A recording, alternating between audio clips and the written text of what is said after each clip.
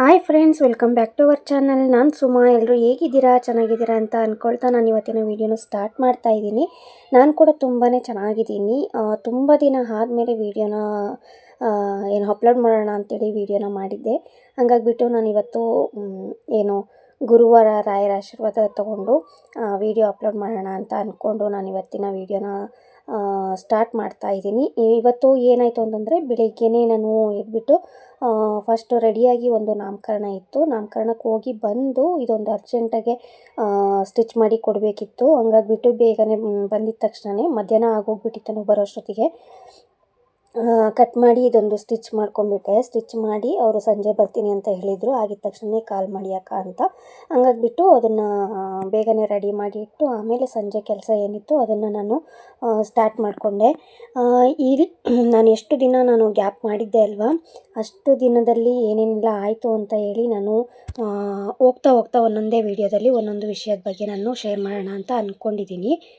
ಸ್ವಲ್ಪ ಒಳ್ಳೆಯ ವಿಷಯಗಳೂ ಆಯಿತು, ಸ್ವಲ್ಪ ಬೇಜಾರಾಗೋವಂಥ ವಿಷಯಗಳೂ ಆಯಿತು. ಏನೆಲ್ಲ ಆಯಿತು ಅನ್ನೋದನ್ನು ನಾನು ಒಂದೊಂದು ವೀಡಿಯೋದಲ್ಲಿ ಒಂದೊಂದು ಟಾಪಿಕ್ ಬಗ್ಗೆ ನಾನು ಹೇಳ್ತಾ ಹೋಗ್ತೀನಿ. ಯಾಕಂದರೆ ಒಂದೇ ವೀಡಿಯೋದಲ್ಲಿ ನನಗೆ ಹೇಳೋದಕ್ಕೂ ಕಷ್ಟ ಆಗುತ್ತೆ, ಮತ್ತು ಇಲ್ಲಿ ಏನು ವೀಡಿಯೋ ಮಾಡಿದ್ದೇನಲ್ವ ಅದ್ರ ಬಗ್ಗೆ ಎಕ್ಸ್ಪ್ಲೇನ್ ಮಾಡೋದಕ್ಕೂ ಕಷ್ಟ ಆಗುತ್ತೆ ಅಂತ ಹೇಳಿ ಈ ವಿಡಿಯೋನ ಪೂರ್ತಿಯಾಗಿ ನೋಡಿ. ನಿಮಗೆ ಇಷ್ಟ ಆಯಿತು ಅಂದರೆ ಒಂದು ಲೈಕ್ ಮಾಡಿ. ಹಾಗೆಯೇ ನನ್ನ ಚಾನಲ್ನ ಯಾರೇನೂ ಸಬ್ಸ್ಕ್ರೈಬ್ ಮಾಡದೆ ನೋಡ್ತಾ ಇದ್ದೀರಲ್ವ, ದಯವಿಟ್ಟು ಸಬ್ಸ್ಕ್ರೈಬ್ ಮಾಡಿಕೊಂಡು ಸಪೋರ್ಟ್ ಮಾಡಿ. ನಂಗೆ ಕೂಡ ಖುಷಿಯಾಗುತ್ತೆ.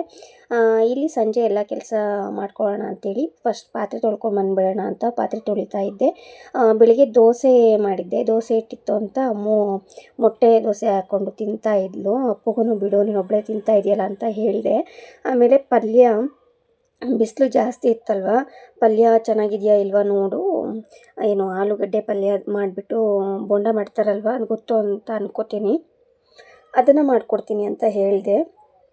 ಹಾಗಾಗಿ ನನಗೆ ಗೊತ್ತಾಗಲ್ಲ ಮಮ್ಮಿ, ನೀವು ತಿಂದು ನೋಡ್ರಿ ಅಂತ ನನಗೆ ತೊಗೊಂಬಂದು ತಿನ್ನಿಸಿದ್ರು.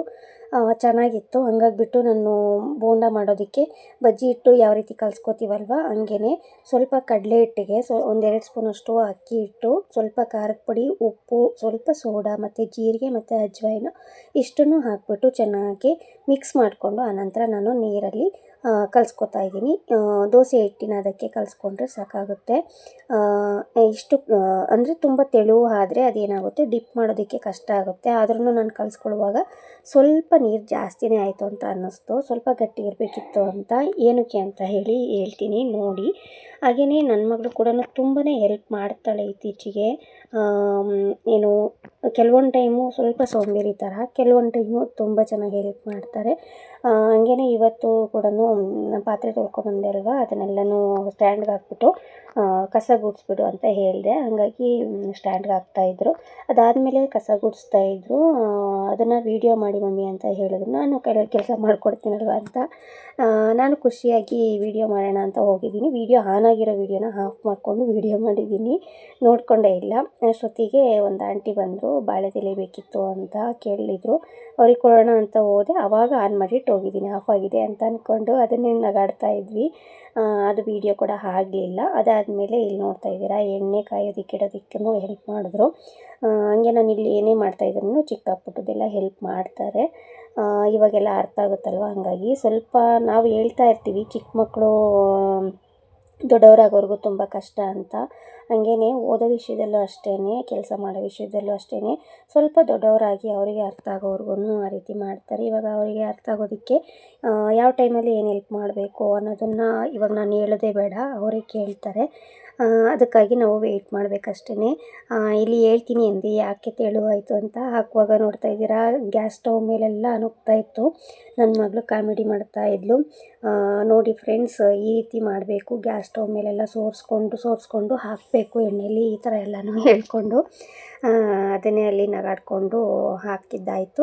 ಅದಾದಮೇಲೆ ಈ ಕಡೆ ಅದು ಬೇಯೋ ಅಷ್ಟೊತ್ತಿಗೆ ನಾನು ಚಿಕ್ಕ ಪುಟ್ಟದ್ದು ಏನಿರುತ್ತಲ್ವ ಆವಾಗ ಅದನ್ನು ವಾಶ್ ಮಾಡ್ಕೊಂಡ್ಬಿಡ್ತೀನಿ. ಇದೇ ಒಂದು ಅಡುಗೆ ಅಲ್ಲ, ಯಾವುದೇ ಒಂದು ಅಡುಗೆ ಮಾಡುವಾಗೂ ಏನಾದರೂ ಪ್ಲೇಟು, ಬಟ್ಲು ಈ ಥರದ್ದು ಏನಾದರೂ ಒಂದಾಗಿತ್ತು ಅಂತಂದರೆ ಅಲ್ಲೇ ಕ್ಲೀನ್ ಮಾಡ್ಕೊಂಡ್ಬಿಡ್ತೀನಿ. ಹಂಗೇನು ಗ್ಯಾಸ್ ಸ್ಟವ್ ಮೇಲೆಲ್ಲ ಅಂದ್ಕೊಂಡಿತ್ತಲ್ಲ ಅದೆಲ್ಲ ಕ್ಲೀನ್ ಮಾಡಿಕೊಂಡೆ.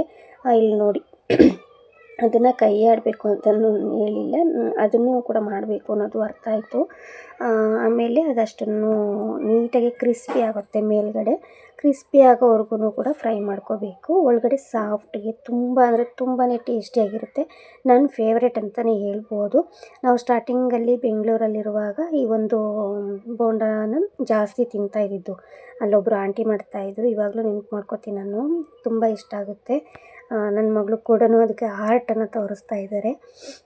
ಅಷ್ಟು ಟೇಸ್ಟಿಯಾಗಿರುತ್ತೆ. ಬಟ್ ತಣ್ಣಗಾಗೋವರೆಗೂ ಬಿಡಬಾರ್ದು, ಬಿಸಿ ಇರುವಾಗಲೇ ತಿಂದರೆ ಸಖತ್ ಟೇಸ್ಟಿಯಾಗಿ ತಿನ್ನೋದಕ್ಕೆ ಮೇಲ್ಗಡೆ ಕ್ರಿಸ್ಪಿ, ಒಳಗಡೆ ಸಾಫ್ಟ್ಗೆ ತುಂಬ ಚೆನ್ನಾಗಿರುತ್ತೆ. ಒಂದು ಸಲ ಈ ರೀತಿಯಾಗಿ ದೋಸೆಗೆ ಅಂತ ಆಲೂಗಡ್ಡೆ ಪಲ್ಯ ಮಾಡಿರ್ತೀರಲ್ವ, ಅದು ಮಿಕ್ಕಿರುವಾಗ ಒಂದು ಸಲ ಟ್ರೈ ಮಾಡಿ ನೋಡಿ, ನಿಮಗೆ ತುಂಬಾ ಇಷ್ಟ ಆಗುತ್ತೆ. ಇಲ್ಲಿ ರೌಂಡ್ ಶೇಪಲ್ಲಿ ಕೂಡ ಮಾಡ್ಕೋಬೋದು. ನಾನು ಡಿಫ್ರೆಂಟಾಗಿರಲಿ ಅಂತ ಹೇಳಿ ಸ್ವಲ್ಪ ಆ ಥರ ಉದ್ದ ಥರ ಮಾಡ್ಕೊಂಡಿದ್ದೆ.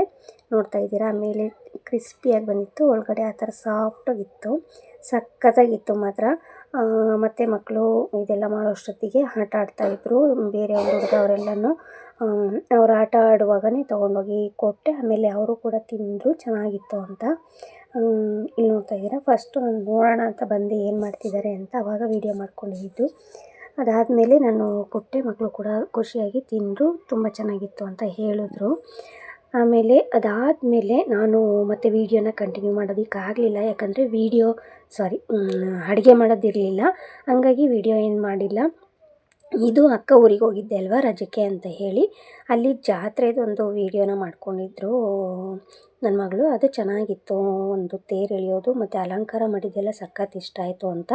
ಅದನ್ನು ಕೂಡ ಶೇರ್ ಮಾಡಿದ್ದೀನಿ, ನಿಮ್ಗೆ ಇಷ್ಟ ಆಗುತ್ತೆ ಅಂತ ಅಂದ್ಕೊಂಡು. ಇಷ್ಟ ಆಯಿತಾ ಇಲ್ವಾ ಅಂತಲೂ ಕಮೆಂಟ್ ಮಾಡಿ ತಿಳಿಸಿ. ಅದಾದಮೇಲೆ ನೆಕ್ಸ್ಟು ಇಷ್ಟು ದಿನದಲ್ಲಿ ನನ್ನ ಮಗಳ ಬರ್ತಡೇನೂ ಬಂತು.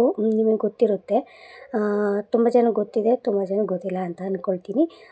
ಏಪ್ರಿಲಲ್ಲಿ ಅವಾಗನೂ ಅಷ್ಟೇ, ಇಬ್ಬರು ಬರ್ತಡೇನೂ ಒಂದೇ ದಿನವೇ ಮಾಡ್ತೀವಿ.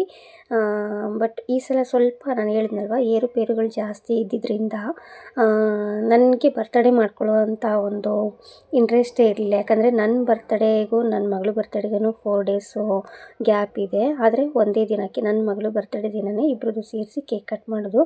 ಬಟ್ ನನಗೆ ಅವತ್ತಾಗಿದ್ದು ನನ್ನ ಬರ್ಡೇ ದಿನ ಆಗಿದ್ದು ಬೇಜಾರಿಗೆ ನನ್ನ ಮಗಳು ಬರ್ಡೇ ದಿನವೂ ನನಗೆ ಕೇಕ್ ಕಟ್ ಮಾಡಬೇಕು ಅನ್ನೋದಿರಲಿಲ್ಲ.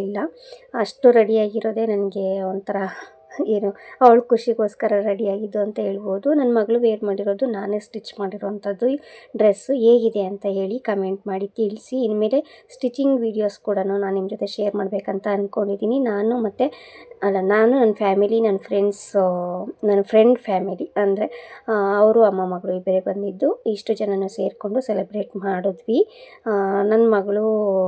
ನನ್ನ ಫ್ರೆಂಡ್ ಮಗಳೂ ನನ್ನ ಮಗಳೂ ಒಂದೇ ಕ್ಲಾಸ್ಮೇಟು, ಒಂದೇ ಸ್ಕೂಲ್ಗೆ ಹೋಗೋದು.